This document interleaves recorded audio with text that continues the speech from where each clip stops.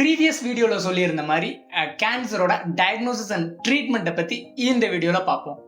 Diagnosis எப்படி நம்ம cancer தான் அப்படின்றத கன்ஃபார்ம் பண்றது அப்படின்னு பார்த்தீங்கன்னா இனிஷியலா கட்டி இருக்கு அப்படின்ற மாதிரி இருந்துச்சு அப்படின்னா பிளட் டெஸ்ட்ல சிஇஏ அப்படின்ற ஒரு டெஸ்ட் ரொம்ப முக்கியமான ஒன்று. சிடி எம்ஆர்ஐ ஸ்கேன்ல பினைன் மேலிக்னன்சி அந்த மாதிரியான வேர்டிங்ஸ் ஏதாவது மென்ஷன் பண்ணிருந்துச்சு, டியூமர்ன்ற வேர்டிங்ஸ் மென்ஷன் பண்ணிருந்துச்சு அப்படின்னா அதுக்கடுத்து பயாப்சி டெஸ்ட் பார்க்குற மாதிரி இருக்கும். அந்த பயாப்சி அப்படின்றது நம்ம அந்த கட்டியில இருந்து ஒரு சின்ன ஒரு சதையை எடுத்து அந்த சதையை லேபுக்கு அனுப்பி லேப்ல இருந்து செக் பண்ணி பார்க்கறது. ஸோ அதில் நம்ம என்ன மாதிரியான டியூமர் அப்படின்றது தெரிஞ்சுக்கலாம். இதுக்கடுத்து பார்த்தீங்க அப்படின்னா பெட் சிடி அப்படின்னு சொல்லி இருக்கு. ஸோ அந்த பெட் ஸ்கேன் பார்த்தீங்க அப்படின்னா கொஞ்சம் காஸ்ட்லியஸ்ட் ஸ்கேன். ஸோ இந்த ஸ்கேன் மூலியமாகவும் நம்ம கேன்சர் அப்படின்றத ஐடென்டிஃபை பண்ணிக்கலாம். இது வேற இடத்துக்கு எங்கெல்லாம் ஸ்ப்ரெட் அவுட் ஆயிருக்குன்றதையும் நம்ம தெரிஞ்சுக்கலாம்.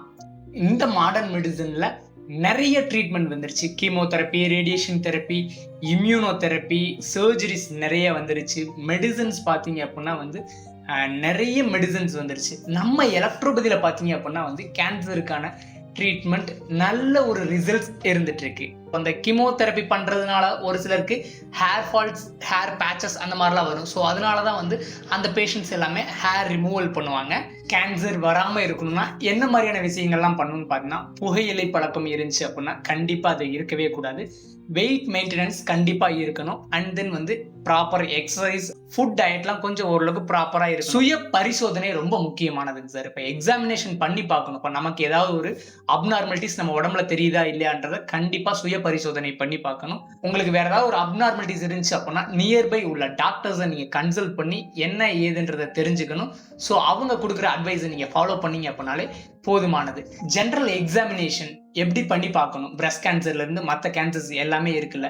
ஸோ அந்த மாதிரியான கேன்சர்ஸ் எல்லாத்துக்குமே எப்படி எக்ஸாமின் பண்ணி பார்க்கணும் அப்படின்றத பத்தியும், கேன்சர் உள்ளவங்க யூஸ் பண்ணக்கூடிய பொருட்களை நம்ம யூஸ் பண்ணலாமா, அவங்க சாப்பிட்ட தட்டுல நம்ம சாப்பிடலாமா, இப்படின்ற விஷயங்கள்லாம் நிறைய டவுட்ஸ் இருக்கு. ஸோ அந்த டவுட்ஸ்க்கு எல்லாத்துக்குமே நெக்ஸ்ட் வீடியோல உங்களுக்கான பதில் கொடுக்குறேன்.